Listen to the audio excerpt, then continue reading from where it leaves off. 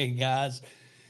Well, once again, I have to do a pre recorded message for our class. We're finishing up Daniel chapter 11, verses 21 through 45.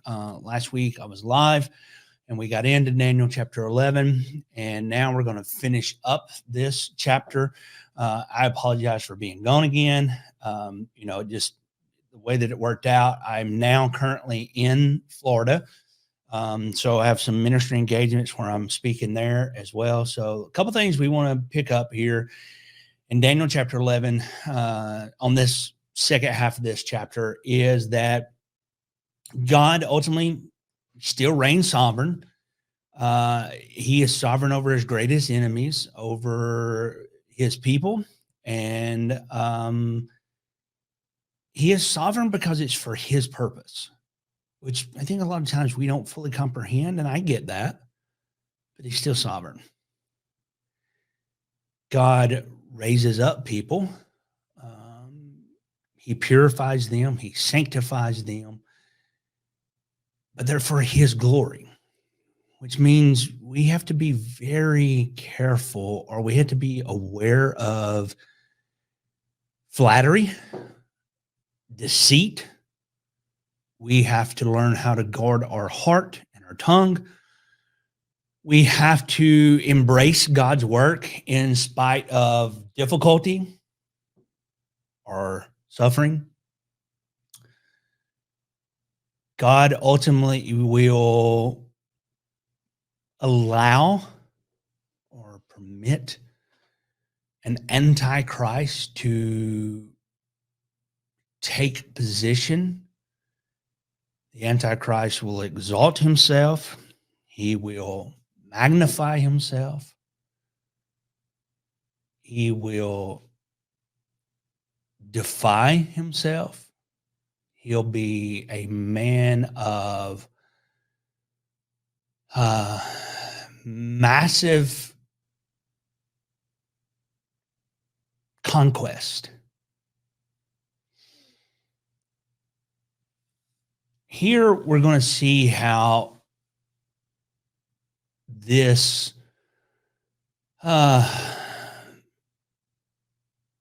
Antichrist figure has had many names. He's had many forerunners throughout history.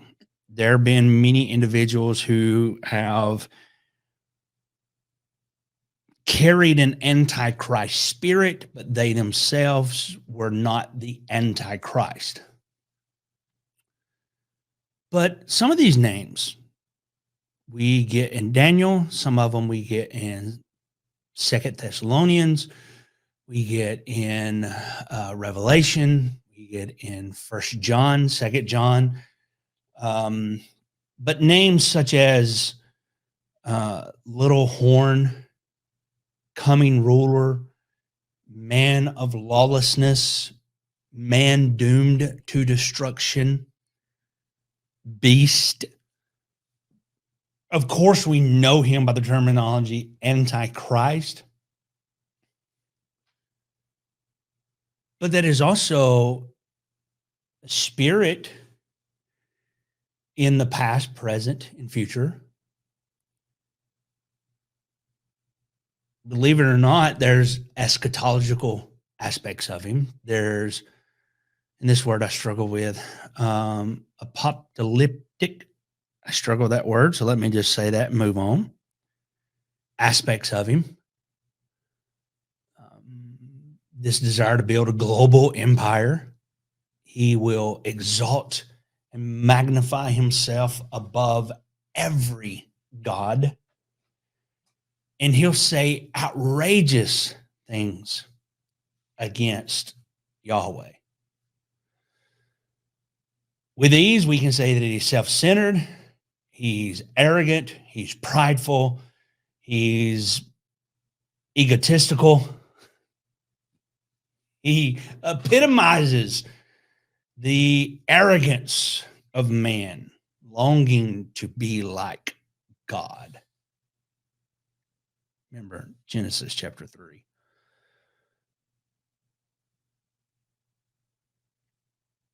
Many people have debated, they've argued, they went back and forth, who's this figure? What shall he be? Sometimes he gets alluded to be a president. Sometimes it is in certain religions. And honestly, we don't know 100%. We just know the person is coming. And we can see the evidence by the spirit of little Antichrist.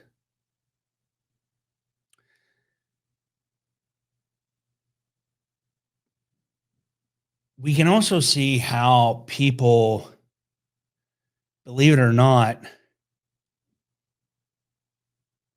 ignore the foreshadowing of events, especially end time events. It's astonishing to us how that ever happens, but it does happen. Ultimately, when we read these verses 21 through 45, what we're going to get is two different sections. We're going to get 21 through 35, and then we're going to get 36 through 45. And these two sections is one, the Antiochus, the type of coming of Antichrist. And then the second part is going to be the Antichrist, the final earthly enemy of God and his people. So let's look, begin in verse 21. And in his place shall arise a vile person to whom they shall not give the honor of royalty, but he shall come in peaceably and seize the kingdom by intrigue. With the force of a flood, they shall be swept away from before him and be broken. And also the prince of the covenant. And after the league is made with him, he shall act deceitfully, for he shall come up and become strong with a small number of people. He shall enter peacefully, enter in the richest places of the providence, and he shall do what his fathers have not done, nor his forefathers. He shall disperse among them the plunder, spoil, and riches. He shall devise his plan against the strongholds, but only for a time. He shall stir up his power and his courage against the king of the south with a great army. And the king of the south shall be stirred up to battle with a great and mighty army, but he shall not stand, for they shall devise plans against him. Yet those who eat of the portion of his delicacies shall destroy him.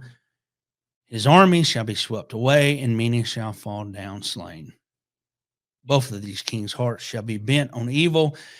They shall speak lies at the same table, but it shall not prosper, for the end will still be at the appointed time. While returning to his land with great riches, his heart shall be moved against the holy covenant. So he shall do damage and return to his own land. At the appointed time, he shall return and go toward the south, but it shall not be the former or the latter. For the ships from Cyprus shall come against him. Therefore, he shall be grieved and return in rage against the holy covenant and do damage. So he shall return and show regard for those who forsake the holy covenant. And forces shall be mustered by him, and they shall defile the sanctuary fortress, and they shall take away the daily sacrifices, and there the abomination of the desolation. Those who do wickedly against the covenant, he shall corrupt with flattery, but the people who know their God shall be strong and carry out great exploits. And those of the people who understand shall instruct many, yet for many days they shall fall by the sword and flame, by captivity and plundering. And when they fall, they shall be aided with little help, but many shall join with them by intrigue. And some of those of understanding shall fall, to refine them, purify them, and make them white until the time of the end, because it is still for the appointed time. It's not going to be a shocker that there's still going to be opposition towards Israel. And it's not a shock that it's even to that way in this very hour, this very day. It is a tale as old as time. We see it from Exodus until this very hour. But in the Old Testament, there is this increasing of evil, unlike anything we've seen under the Syrian general and King Antiochus Epiphanes. While there are moments in history where we can be sure that this is taking place, we've not seen evil like this. Granted, the Holocaust was horrific. King Antiochus was another level. Verses 21 through 24 gives us this warning of using flattery and deceit. The despised person replaces his predecessor by poisoning Antigonus. He has this rage against him towards Jerusalem and Israel, but there is in the midst of all this time of peace, and people are intrigued by it. But it's flattery. It's deceit. The evil heart will be exposed, without doubt. And Antiochus is going to annihilate anyone and everyone that he can. That is in his agenda and his way, but he's going to do it in the form of flattery. He's going to do it in the form of deceit.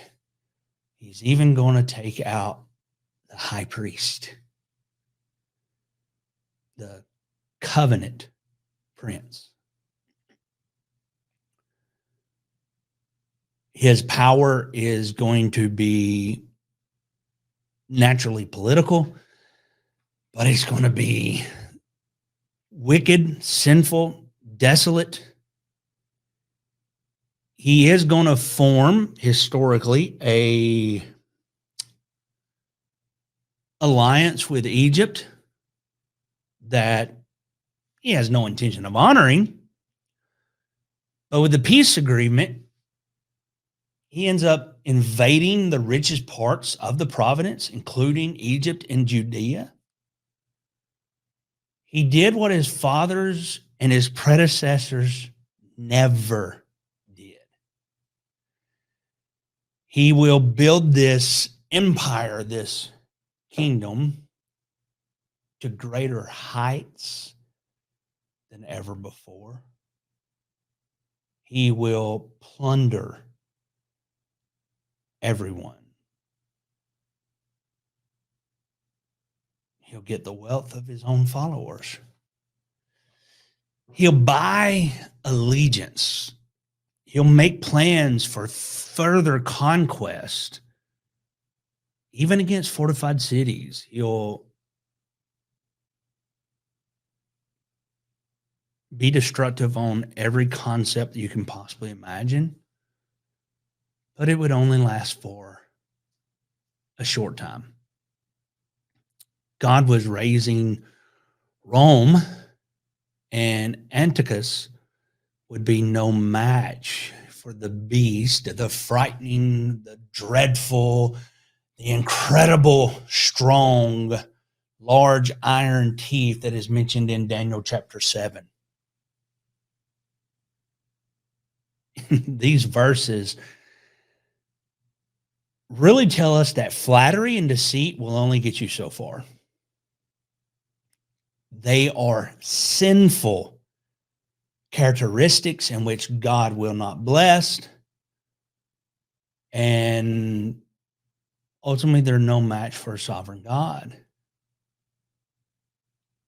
They are wicked devices, and you and I should avoid them at all costs. In verses 25 through 28, we are given the understanding that we need to guard our heart and our tongue. He goes back to the reference of Antiochus in his campaign against Egypt. He defeated the king of the south in part because plots were made against him. Evil men engaged in evil deeds. And Egypt's king seems to include plans against Antiochus. So they appear to be disloyal subjects in Egypt. Egypt and Syria sat down at the negotiating table. We see this in verse 27. But like so many political conversations, their hearts appear to be in it, but the problem is their heart is bent on evil, speaking lies to one another while sitting at the same table. Ultimately, we know that James chapter 3 tells us that evil hearts speak evil words. The negotiating talks fail. There is no strategy developed for peace. And it's easy to go, why not? We came to the table for peace, but why not? Because the end is coming at an appointed time. I hope you kept seeing that word, at an appointed time. By the way, that appointed time is set by God.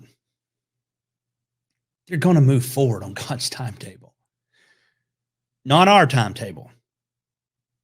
Antiochus would return home to Syria. He's got great wealth that he has plundered all of Egypt.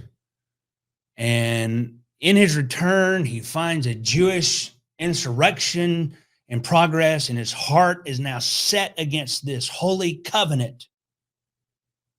And he sets to now massacring 80,000 men, women, and children, looting the temple with the help of an evil high priest. And now persecution against the Jews have taken on greater levels. When mankind has a wicked heart, they will lie, they will intimidate, they will manipulate endlessly. They'll plot, they'll rebel, they'll murder, pillage, loot, slander. But ultimately, the final outcome is in God's hands.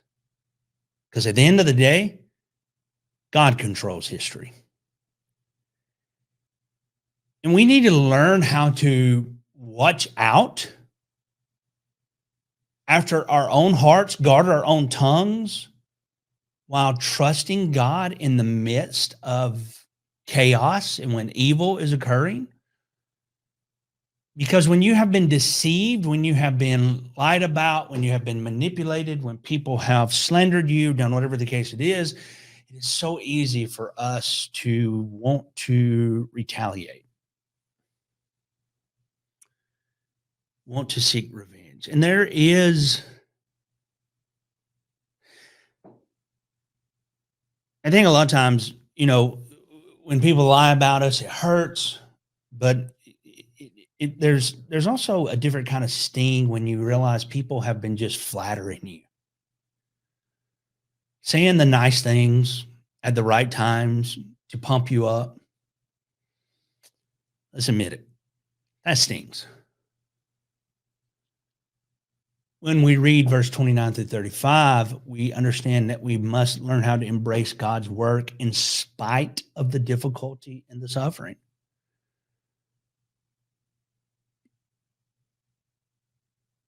And again, we get that at the appointed time. In other words, certain things are going to happen and they're going to be in this window of these things can occur. And we grieve, we suffer, we try, we go through this, but some things are going to come to an end because it is an appointed time. And even though these campaigns to desolate, to slender, to loot, to whatever the case may be, it is limited.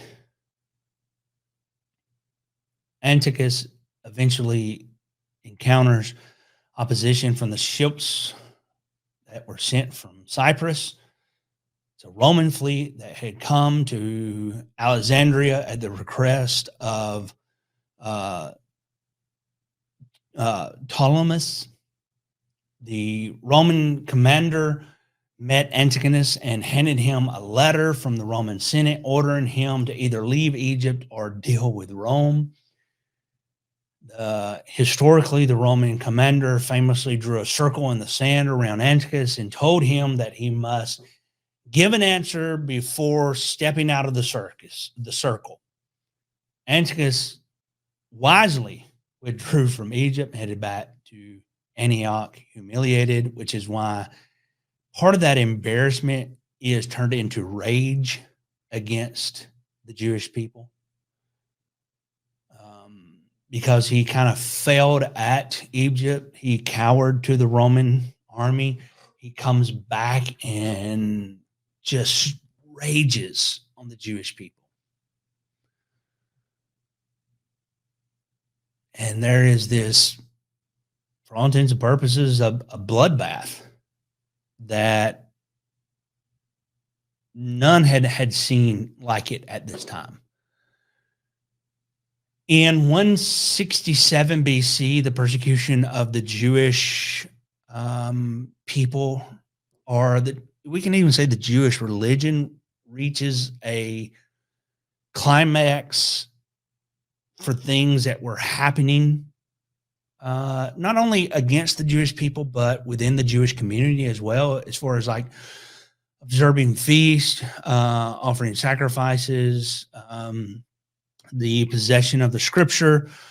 All these things are kind of coming to a head all at the same time. It's an interesting point of history. And it's kind of fascinating that going back to how the trap is set, that Antiochus is able to entice people. And because of that enticing, though he is a liar, though he is evil, though he is wicked, there's still this intrigue that is happening with people. Now, granted, many people in Israel stood firm. They were resolved in their hearts not to do anything against the scripture, make sure they observed the feast and such. But then, like anything, there were those that took in too much of the world. Per se, I'll say it that way. Daniel chapter 11, verse 33 said, "And those people who understand shall instruct many, yet for many days they shall fall by the sword and flame, by captivity and plundering."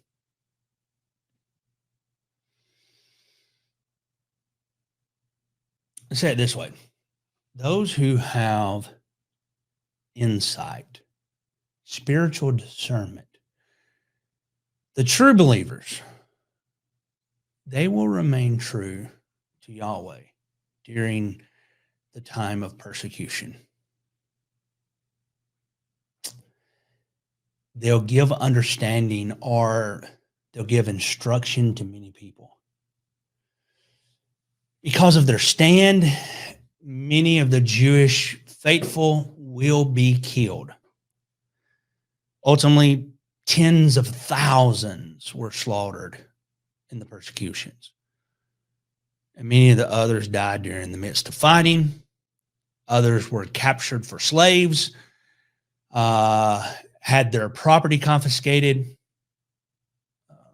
hence the plundering, the looting. But again, the persecution is only going to last for a short period of time.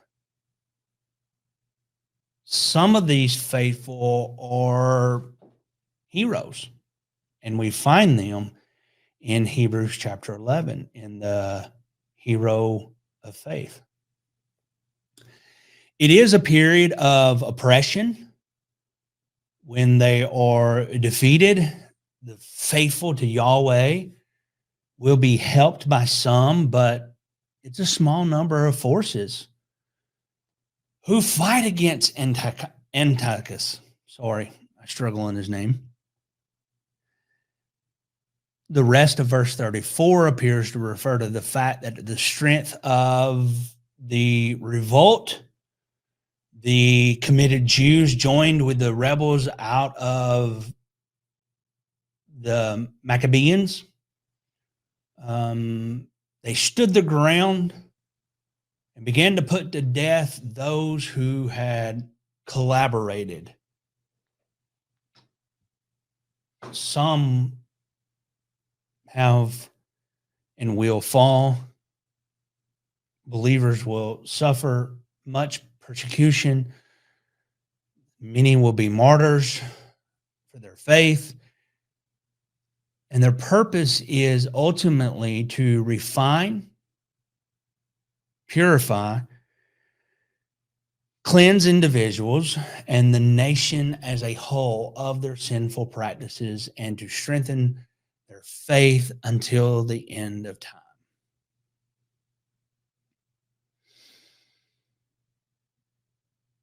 And again, we see that key word, appointed. Appointed by the Lord. The termination would come to an end, and those suffering, it would come to a particular end. And even though these wicked things are happening, God is still sovereign. And yet, we begin verse 36.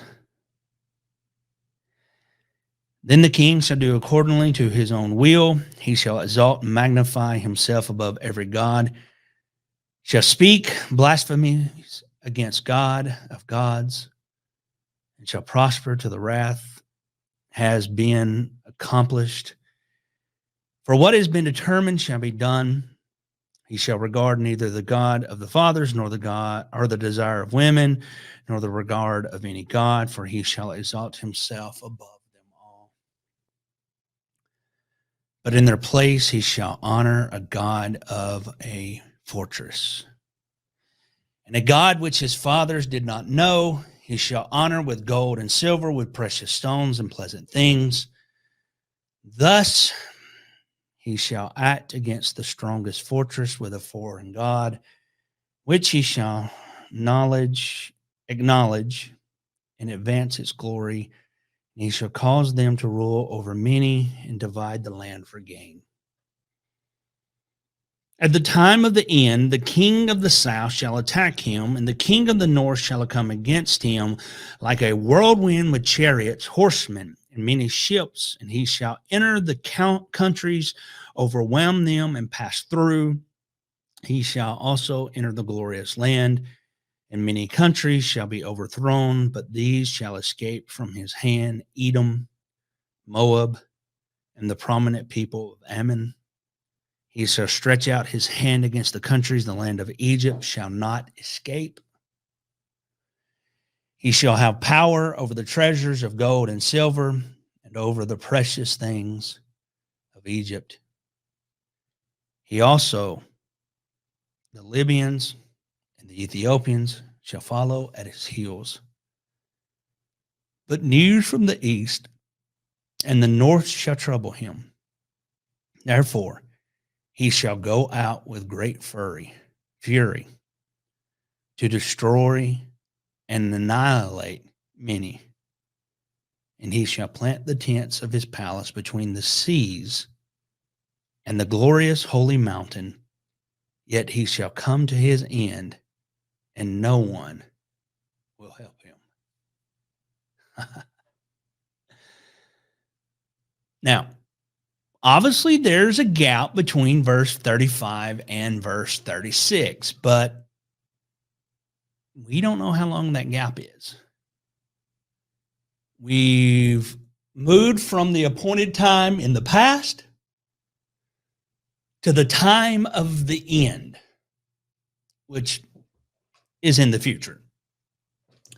The events that are described in this verse, they are not referring to Antiochus.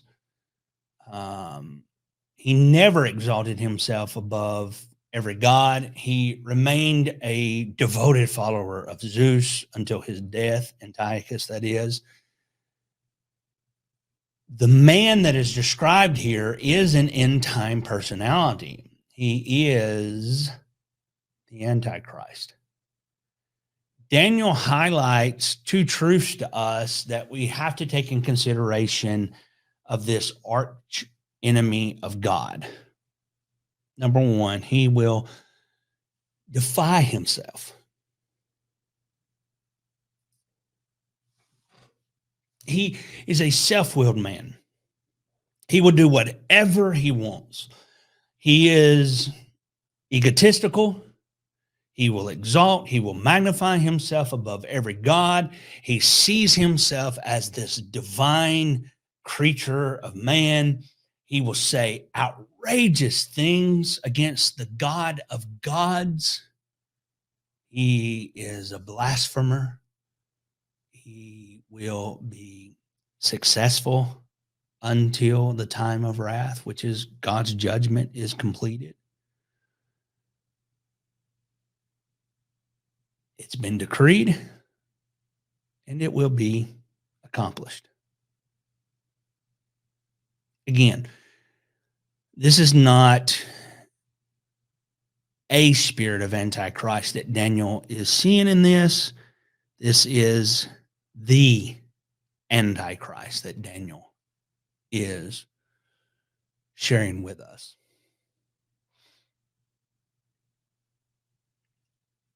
In verse 37, we see that evil is going to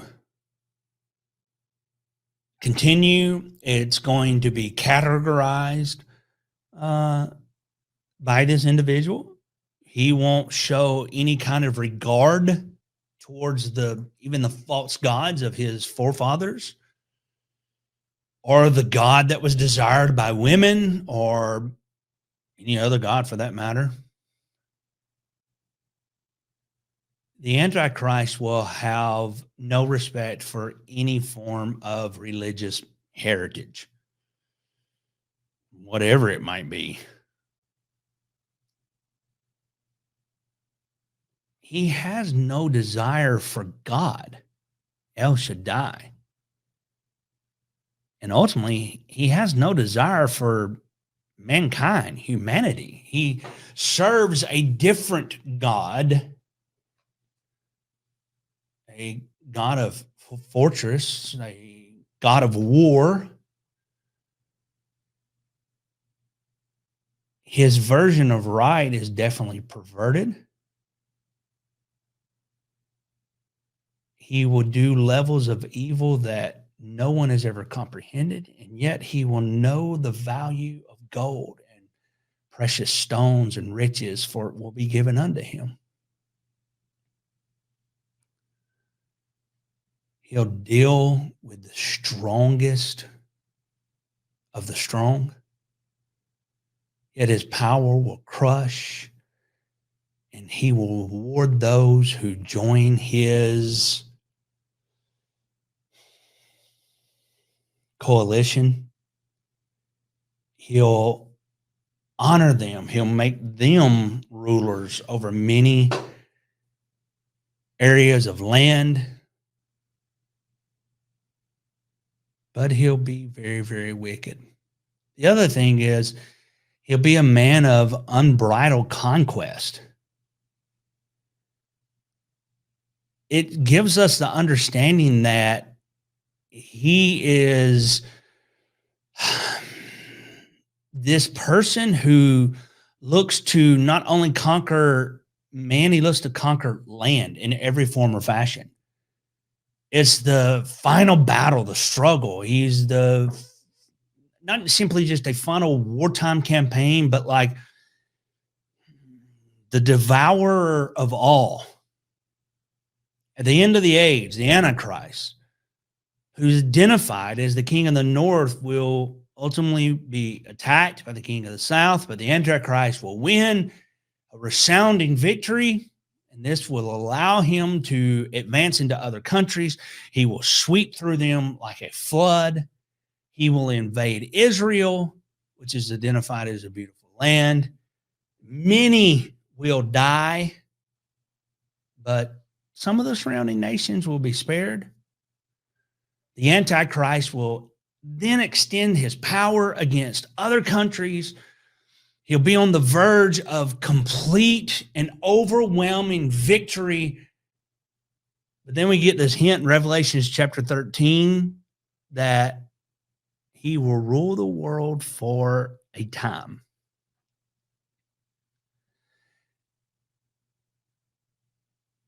In verse 44 of Daniel 11, we're told that he becomes terrified. He receives these reports from the east and the north.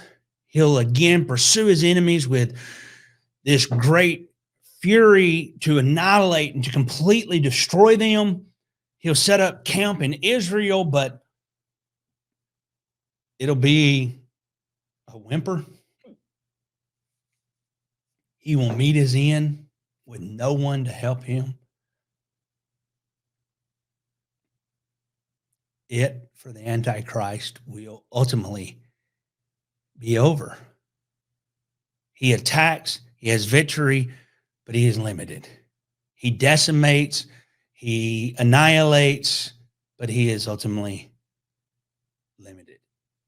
In Daniel, we don't see the whole picture as much as we do in Revelation, where we get more understanding how specifically, like the Battle of Armageddon, the Valley of Megiddo, and how this final conflict, this big battle to end all, is going to happen.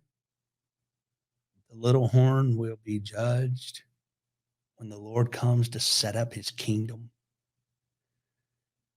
The man of lawlessness will be destroyed by the splendor of his, being Jesus's, coming.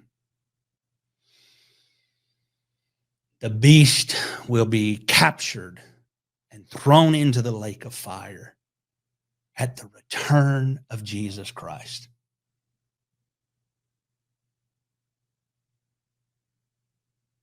There's no physical help from mankind in the sense that a king or a righteous man will come and overthrow the Antichrist.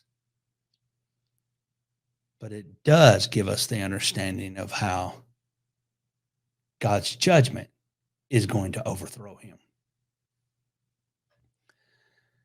A couple of things I want to highlight towards the end of this chapter is the Antichrist, and even Antiochus with the spirit of Antichrist in this latter part. Here's a couple of things I want to allude right here. He is despised, but Jesus is desired. Antichrist, deceitful. Jesus, truthful. Antichrist hates the Holy Covenant. Jesus loves God's holy covenant. Antichrist desecrates the temple. Jesus cleanses the temple. Antichrist will abolish all sacrifices. Jesus made sacrifice once and for all. Antichrist persecutes and murders God's people. Jesus will refine and purify the people of God. Antichrist is willful. Jesus is submissive. Antichrist exalts himself. Jesus humbles himself. Antichrist will magnify himself as God. Jesus is incarnated himself as God. Antichrist blasphemes God. Jesus glorifies God. Antichrist will worship the God of war. Jesus is the God of peace. Antichrist, his kingdom will end, and Jesus, his kingdom will endure forever. Chapter 11 gives us a unique portrait that is really very different from everything that we've read in Daniel, even though it is end time eschatology. It is end time prophecy. The way that Daniel chapter 11 ends here, it gives us two different things to really pay attention to here. And those two different things is one, a spirit of Antichrist, and the other is the Antichrist himself. Because ultimately what Daniel is saying here is, before you will ever recognize the Antichrist, you need to be alert about a spirit of Antichrist, which is why it's so fascinating that we get this picture that we do of Antiochus, because he's using that to give you an understanding of a natural person who's operating in this spirit of Antichrist. And it's for us, even this day, in this hour, all these generations later, we've not seen the Antichrist, but we have seen the spirit of an Antichrist take place. So, historically, we can point to leaders and say, yes, they carried that spirit. We can look at Adolf Hitler. We can look at Joseph Stalin. Oh gosh, I just went blank on the guy, the Italian Mussolini. And we can see things historically, but I want to ask this of the class this week. As we're kind of wrapping this up right here, I want to ask you, where do you recognize an Antichrist spirit operating right now? Not necessarily in a leader, although you may find it in a leader, but where do you see that Antichrist spirit operating in this hour? And then think back to what Daniel's writing. And can you find any encouragement?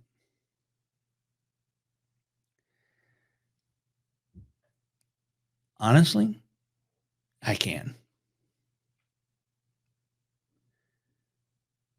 Even though there's an Antichrist spirit, each one of those are only for an appointed time. They too shall end, and Jesus is victorious. So, again, I'm going to end this class and let Apostle come up and be able to answer any questions that anybody has or they want to share and they discuss. I hope I'm giving enough time in that. I appreciate the opportunity to be able to do this by video. Again, I will be in-house next week, so I apologize for missing this week, but I'll be in-house again next week. Until then, guys, we'll see you soon.